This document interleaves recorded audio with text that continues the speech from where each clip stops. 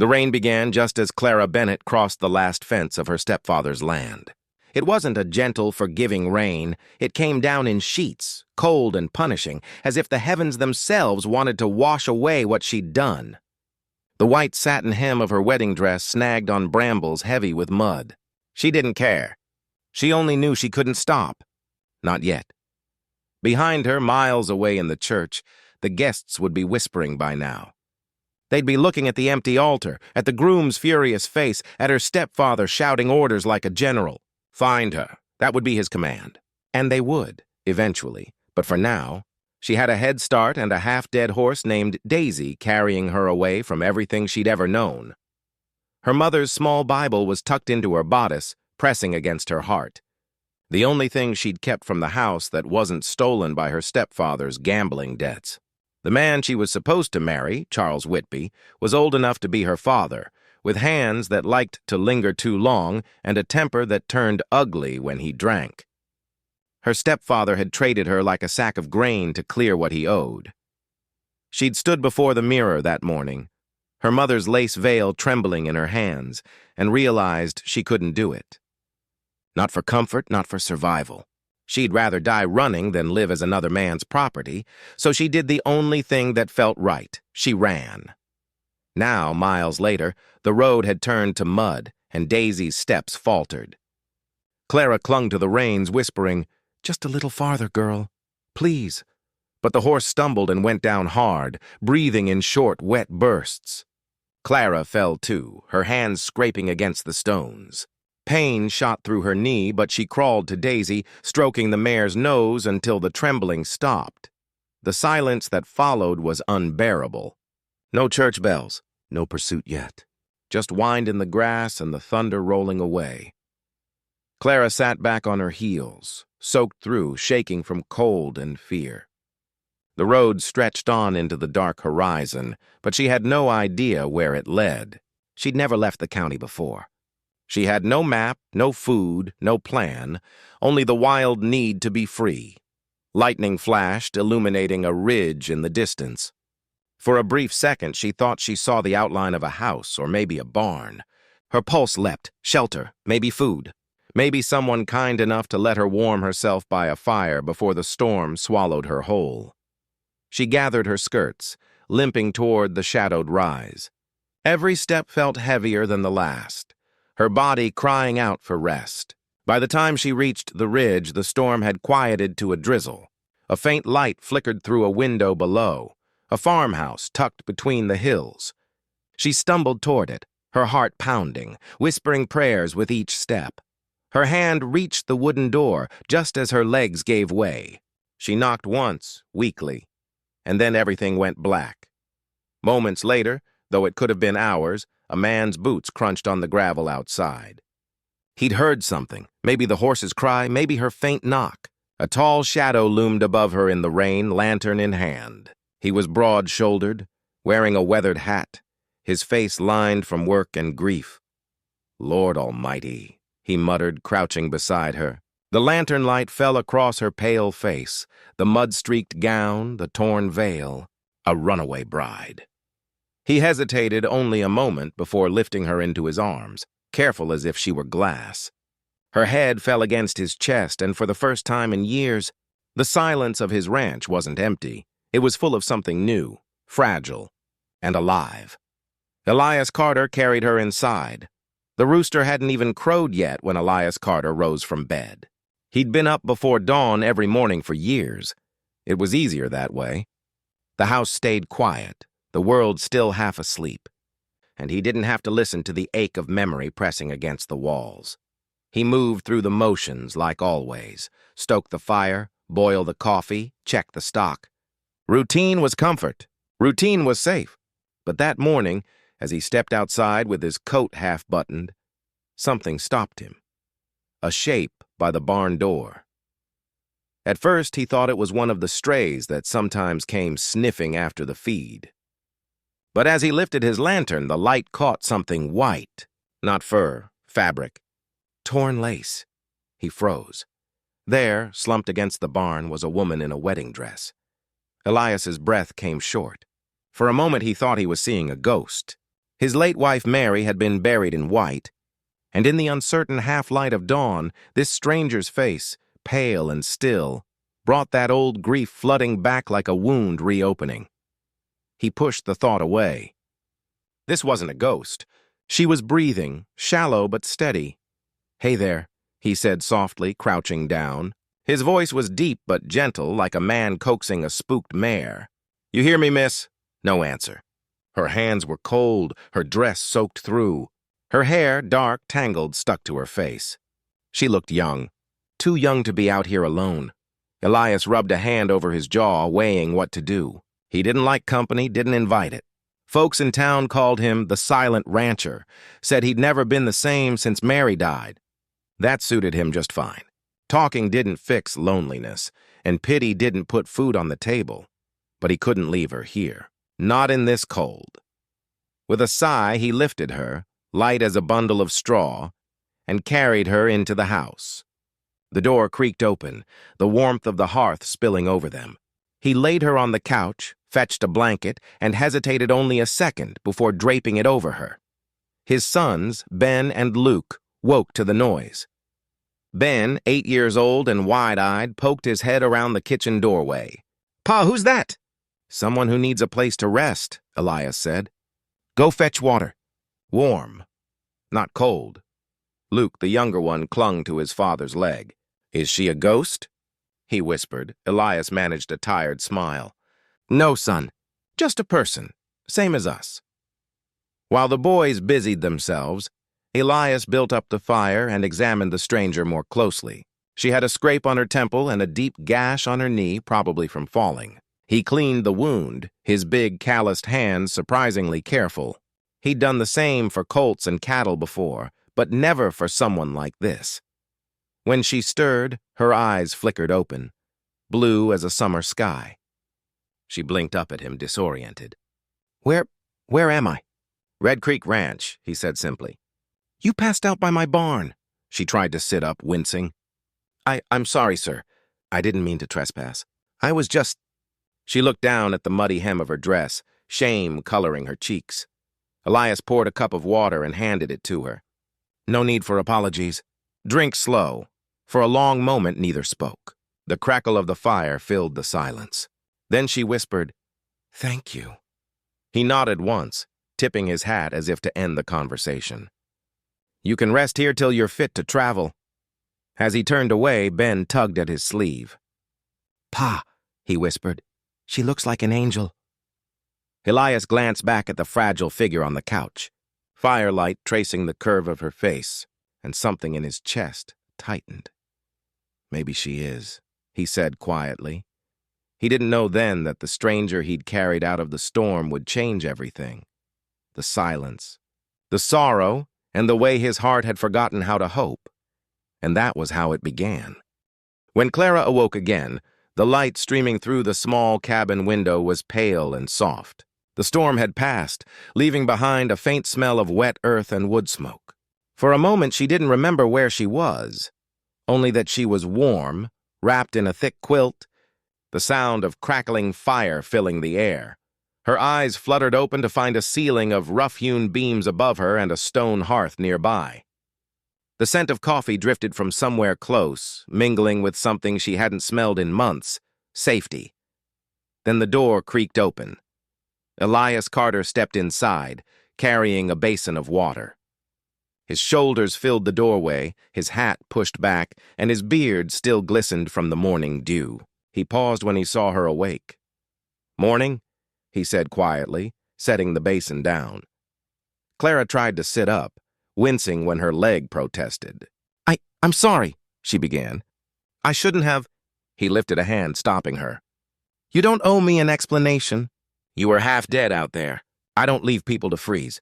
His voice wasn't unkind, just matter-of-fact. Still, there was something steadying about it. Like he was a man who said what he meant and didn't waste words.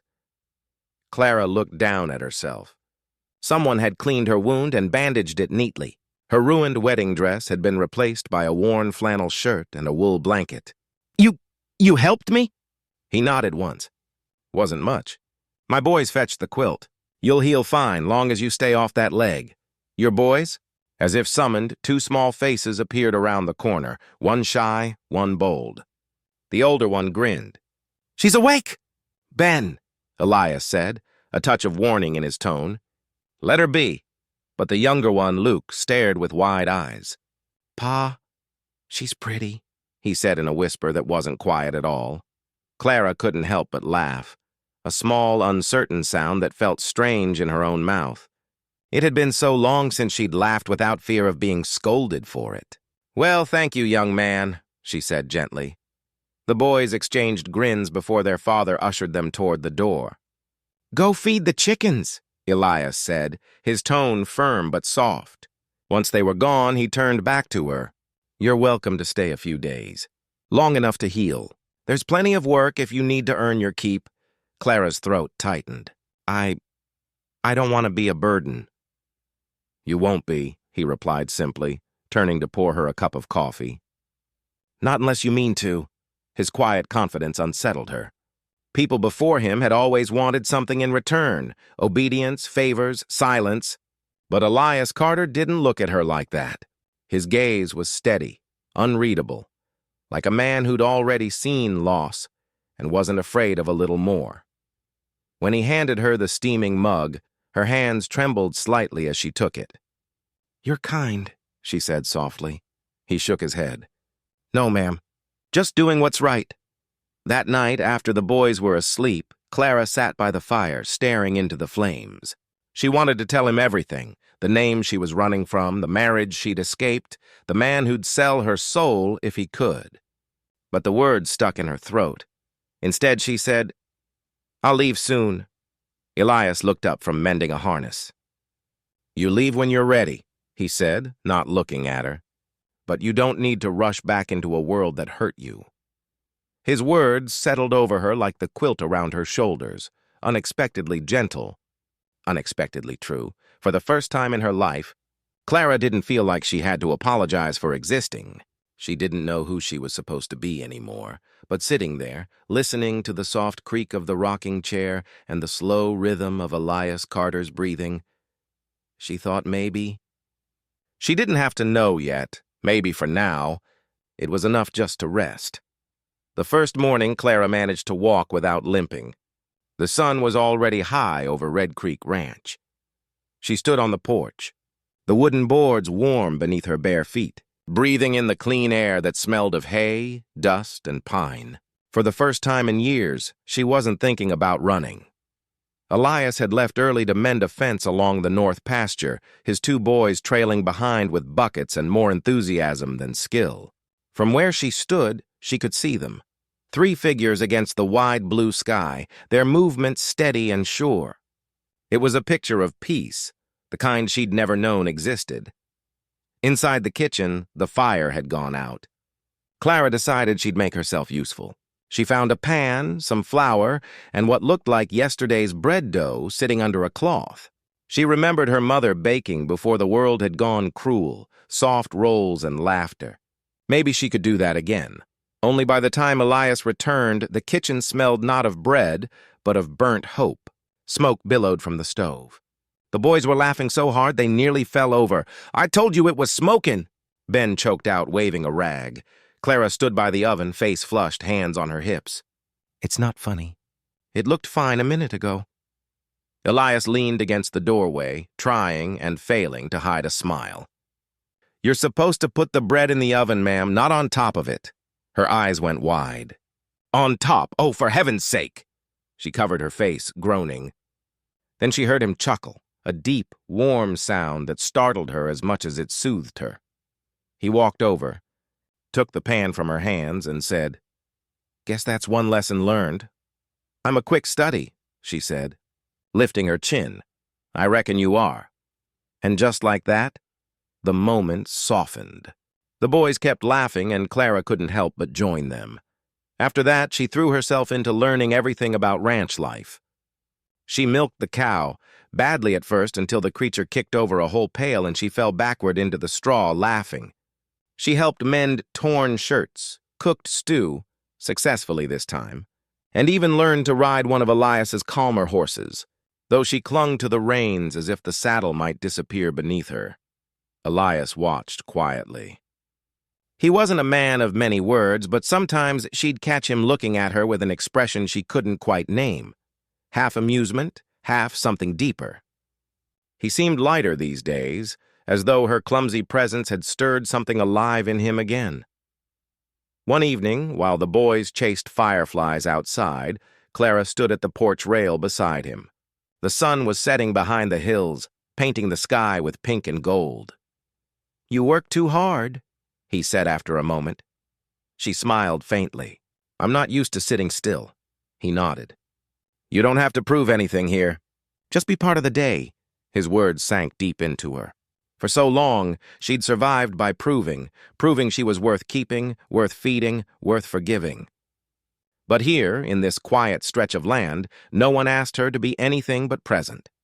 After supper, when the boys were in bed, Elias sat by the fire, oiling his boots. Clara sat across from him, mending a shirt. The air between them was easy, quiet but not the lonely kind. When she pricked her finger with the needle, he glanced up. "You all right?" She nodded, pressing her thumb. "Just learning." He smiled, slow and genuine. "You're doing fine." And though it was such a small thing, that simple praise felt like sunlight breaking through clouds. That night, lying beneath a borrowed quilt, Clara whispered into the darkness. "Maybe I can belong somewhere after all." Out in the barn, a horse whinnied softly, and the wind carried the faint scent of rain. By mid-autumn, the hills around Red Creek turned golden, and life on the ranch had settled into a gentle rhythm. Clara woke early each morning to tend the hens, her skirts tucked up and her hair tied back in a ribbon Luke had found in his late mother's sewing box. The boys adored her.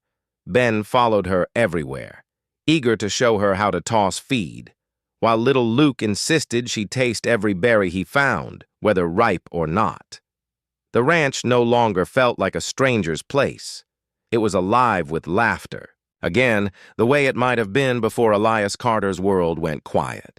He never said much about his wife, but sometimes Clara caught him gazing out over the fields at sunset, his expression thoughtful, almost peaceful. He seemed to be remembering without hurting.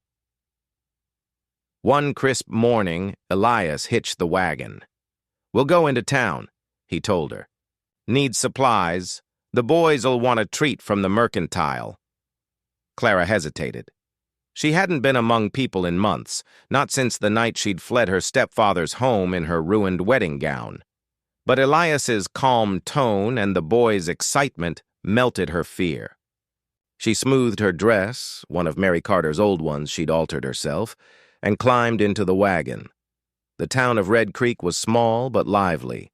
A main street lined with wooden shops, a livery stable, a church with a white steeple, and the general store where everyone gathered for news. The moment Elias stepped down, people called his name in greeting. He was respected, steady, hard-working, quiet. But when Clara stepped off the wagon, conversations faltered. Heads turned, whispers rippled through the air like wind over wheat. "Who's she?" someone murmured. "The widow Carter's got himself company, looks like." "She's not his kin, that's for sure." "Pretty thing, though she's got the look of trouble." Clara kept her chin high, though her heart hammered. She'd endured stares before, judgment, pity, scorn, but never when she had something to lose. Inside the store, Elias busied himself with supplies while Clara wandered to the shelves. The shopkeeper's wife, Mrs. Lowell, approached her with a smile too tight to be kind. "You must be new to town," Mrs. Lowell said. "Didn't know Elias was expecting a company." Clara forced a polite smile. "Just helping out on the ranch." "Helping," Mrs. Lowell repeated, her eyes sharp. "Well, you must be very helpful. Folks have been saying he's not been so cheerful since before. Well, since his wife passed." The implication stung. Clara murmured an excuse and turned away, pretending to study the jars of preserves. When Elias joined her a few minutes later, he immediately noticed her stiff posture. "What happened?" he asked quietly. "Nothing," she said too quickly. "Just People talk. He gave a slow nod. They always do. When they returned home, Clara's silence filled the wagon. She stared at her hands, twisting the fabric of her dress. Finally, she said, "You should have left me there. Folks will think—" "Let them think," Elias interrupted.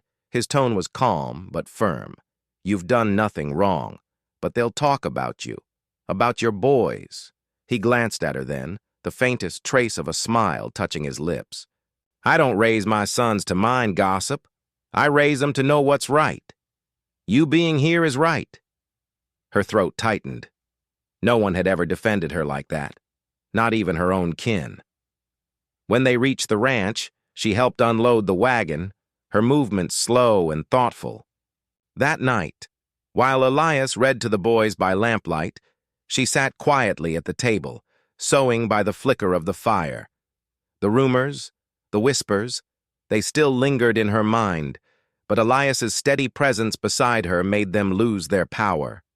Outside, the wind rustled the dry grass, carrying faint echoes of town talk that would die before they reached Red Creek Ranch. Inside, Clara looked at the man reading softly to his sons and thought, let them whisper all they want. Because for the first time in her life, she wasn't afraid of being seen. The night after their trip to town, the sky over Red Creek turned the color of ashes.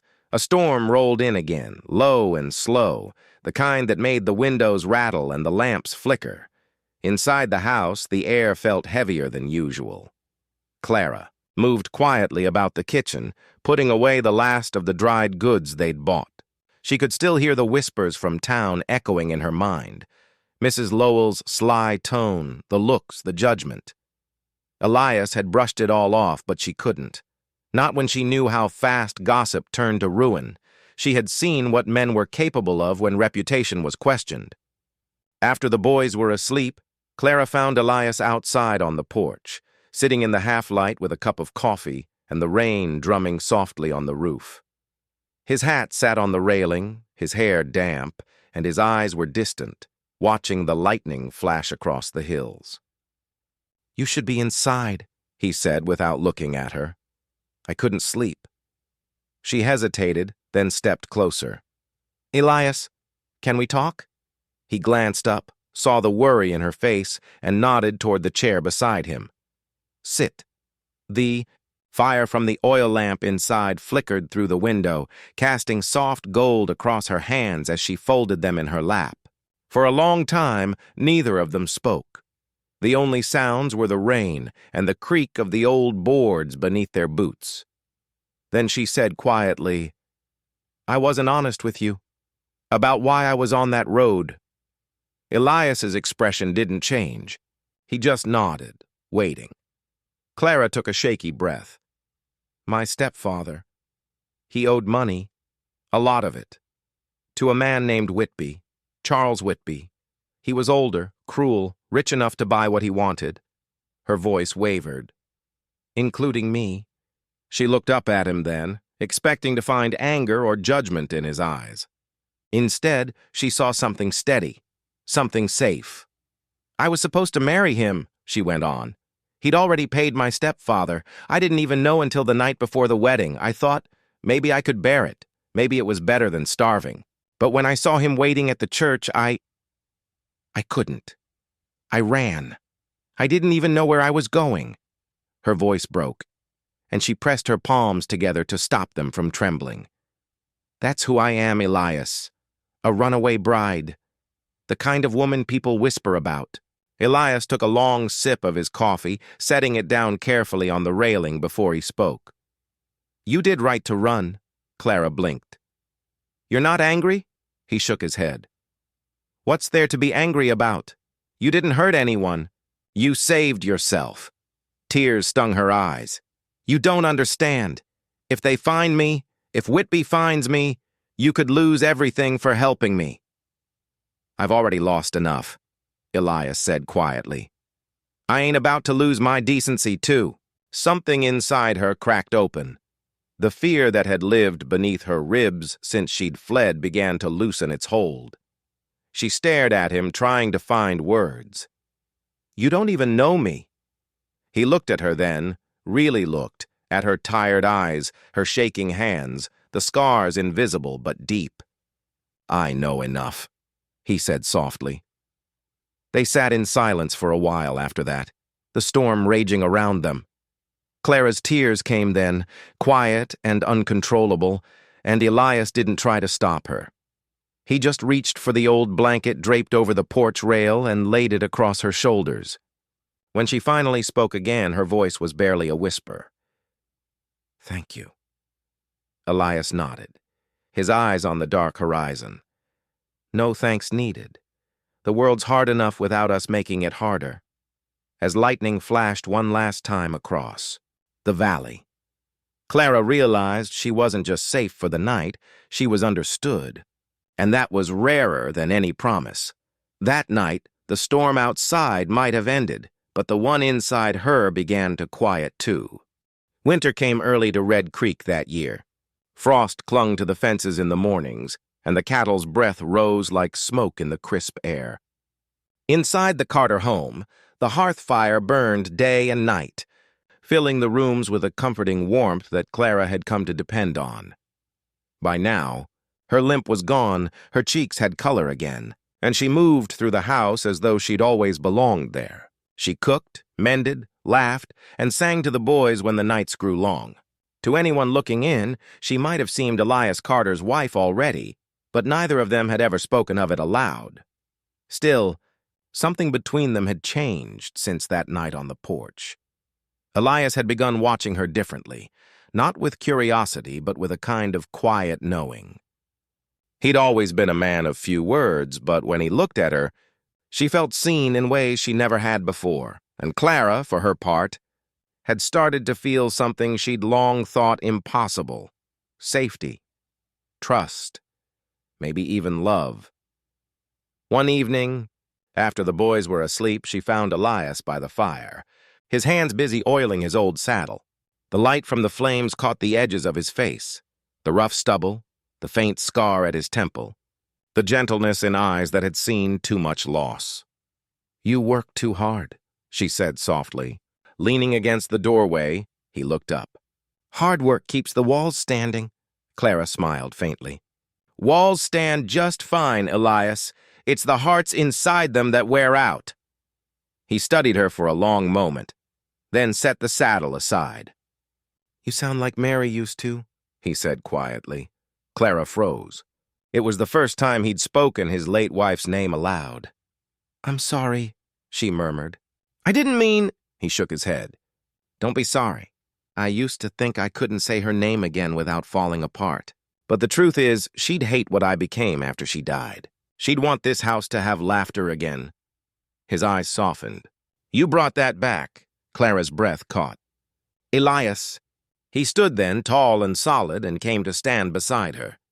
The air between them hummed, warm, full of unspoken things. "I don't have much to offer," he began slowly. "This ranch, a few good horses, 2 boys who will eat you out of house and home. I don't have fine clothes or money for a ring." Her eyes widened. "Elias," he lifted a hand, stopping her gently. "Let me finish." He took a slow breath. "You've given this place life again. The boys, they laugh in the mornings now. I can breathe without the house echoing back. I don't know much about how to say things right, but if you'd stay, I'd be proud to call you my wife." For a moment, Clara couldn't speak. The fire popped softly behind them. When she finally found her voice, it was a whisper. "I don't know what a wife's supposed to be." Elias's eyes met hers, steady and sure. "Just be you. That's enough." Tears welled in her eyes before she could stop them. No man had ever told her she was enough. Not as she was, not without changing, not without paying some cost. She stepped closer, her hand trembling as she touched his arm. "You mean that?" "I don't say things I don't mean," he said simply. The world outside was silent, blanketed by snow. Inside, the firelight painted them both in gold, and for the first time, Clara felt the weight of all the miles she'd run fall away. There was no ring, no grand words, just the quiet, honest promise of a man who had lost everything and still had love left to give. And for Clara Bennett, who had never been wanted for who she was, that was worth more than gold. That night, she whispered yes, and Elias Carter, who had once believed he'd never smile again, finally did. Snow had come to Red Creek in heavy, silent drifts that winter. Days passed slow and quiet, with Clara, Elias, and the boys tucked safely inside their little world of warmth and wood smoke. The air was filled with laughter again, Ben carving wooden horses by the fire, Luke sneaking extra biscuits when Clara wasn't looking, and Elias humming softly as he worked by the window. It was peace. Honest, simple peace. And for Clara, peace was a dangerous thing, because it made her forget there were men in the world who still wanted to own her. That night, the wind rose sharp and wild. The first thunder of the season rolled over the valley, deep and warning. Elias had gone to the barn to check the horses, and Clara was in the kitchen finishing the stew when she heard it. Hoofbeats. Not the steady rhythm of a rancher's mount, but the hard, uneven gallop of riders pushing fast. Her heart turned to ice. The dogs outside barked furiously, and a moment later the boys came running into the room. "Ma!" Luke cried. He'd started calling her that weeks ago, and the name still melted her heart. "There's men riding up the road!" Before she could answer, the door burst open, and Elias stepped inside, his hat dripping with rain. His eyes went straight to hers. He didn't need to ask. He already knew. "Take the boys to the back room," he said calmly. "Now." "Elias, go." His tone left no room for argument. She gathered Ben and Luke, her hands trembling as she pushed them toward the stairs. But before she turned away, she saw the glow of lanterns through the window, 3, maybe 4 riders, dark shapes cutting through the storm. When she came back, Elias was standing by the fire, his rifle leaning against his shoulder. The knock came hard, once, twice, then a voice she thought she'd never hear again. "Clara Bennett!" Her breath caught.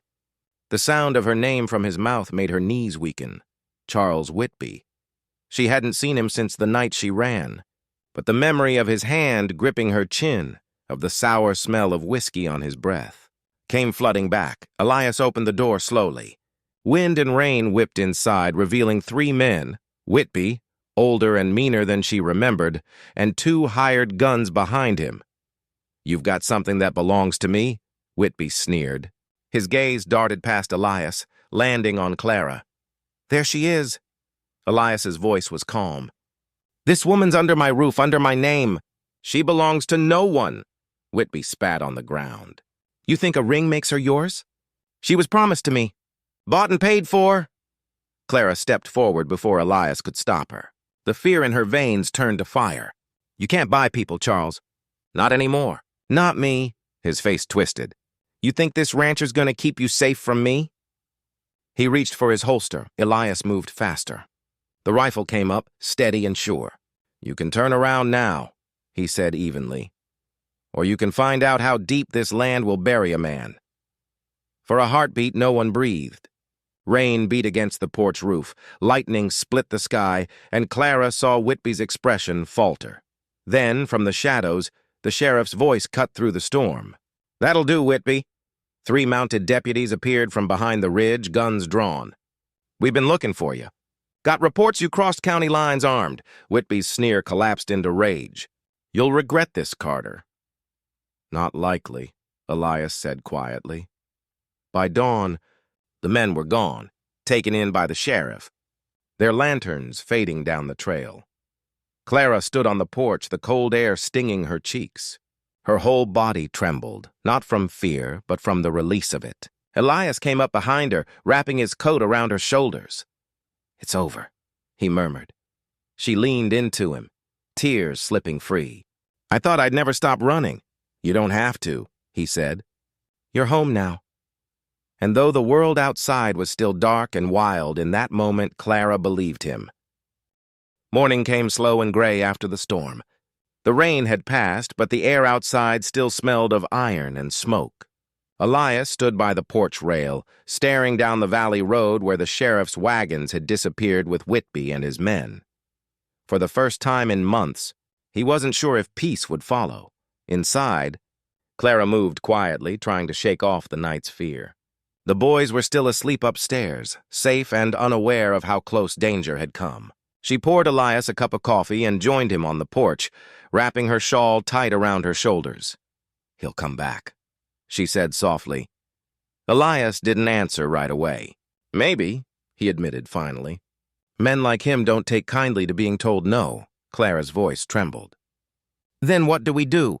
Elias turned to look at her, really look at her. There were shadows under her eyes, but there was steel there too. "We stand," he said simply. It was such a plain word, but it carried the weight of everything he was, solid, stubborn, unyielding. She swallowed hard. "You'd risk everything for me?" "I already did," he said. "The day I opened that door and saw you half broke but still fighting to live. I knew right then I wasn't letting you go back to a man like that." Tears burned in her eyes, but she blinked them away. "I don't deserve that kind of loyalty." Elias's expression softened. "You keep saying what you don't deserve. Maybe it's time you start seeing what you do." The wind picked up across the fields, rattling the bare trees.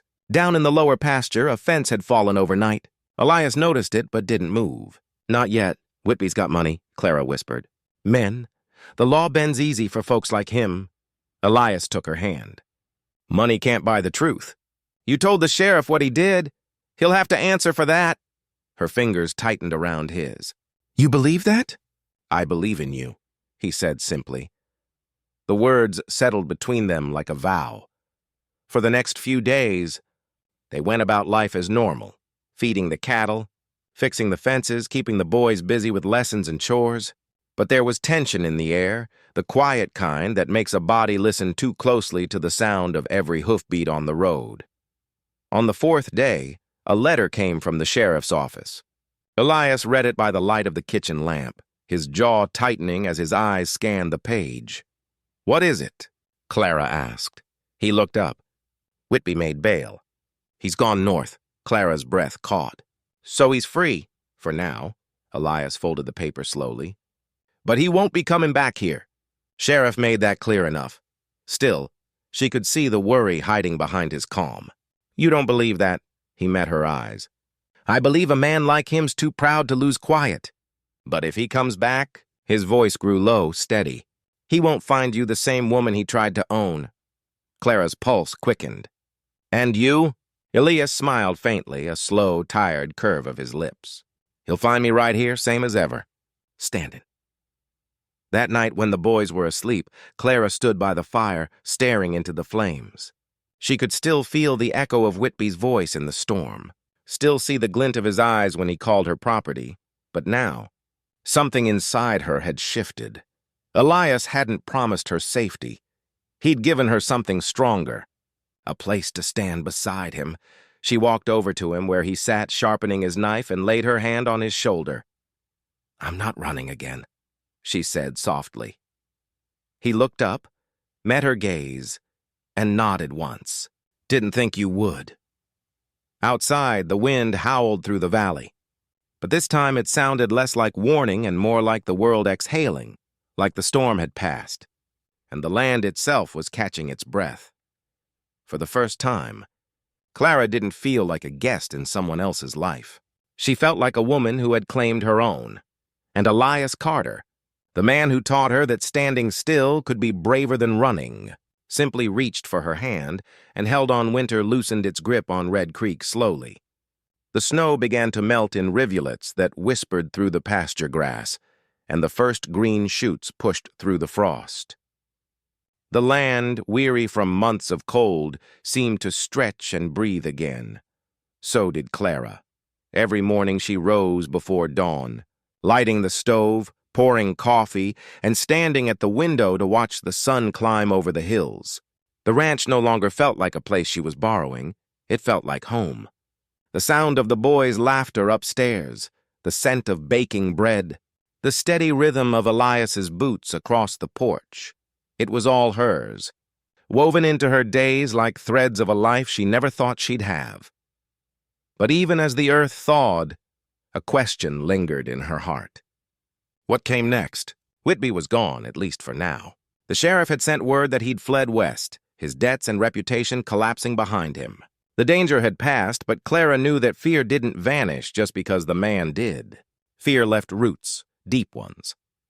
One morning, as she hung laundry behind the house, she heard Elias calling from the barn. "Clara, you've got a visitor," her hands stilled. Visitors were rare up this far from town. She turned and saw Sheriff Hale riding up the trail, his horse kicking up thawing mud. "Morning, ma'am," he said, tipping his hat as he dismounted. "Mr. Carter." Elias came to stand beside her. "Sheriff," Hale cleared his throat. "Came to bring news. Charles Whitby's dead. Got himself shot in a card game in Denver. Guess his kind always finds trouble."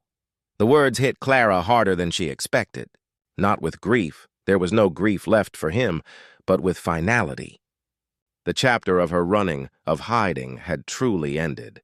She swallowed, voice barely a whisper. "He's gone?" The sheriff nodded. "Gone for good." After he left, Clara stood in the yard for a long time, the wind tugging gently at her hair.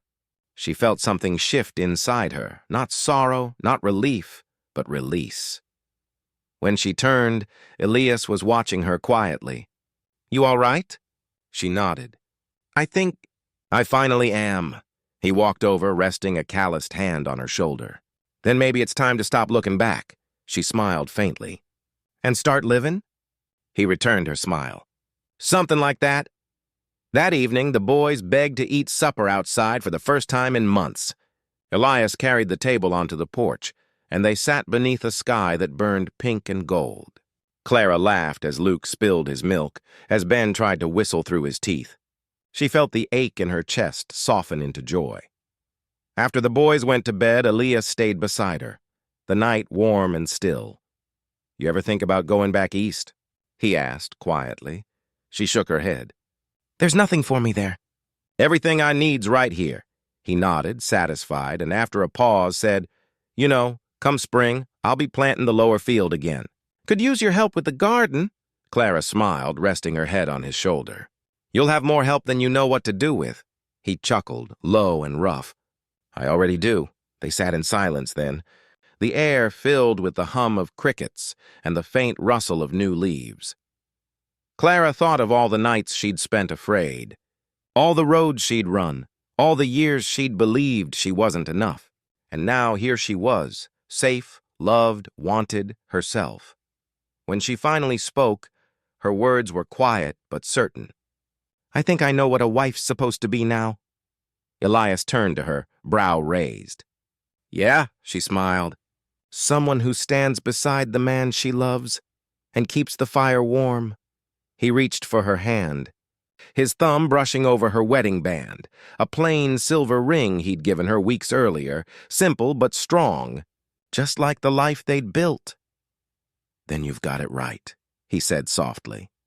The night deepened, the stars bright above them, and as the first buds of spring opened across Red Creek, so did Clara's heart, finally free, finally home.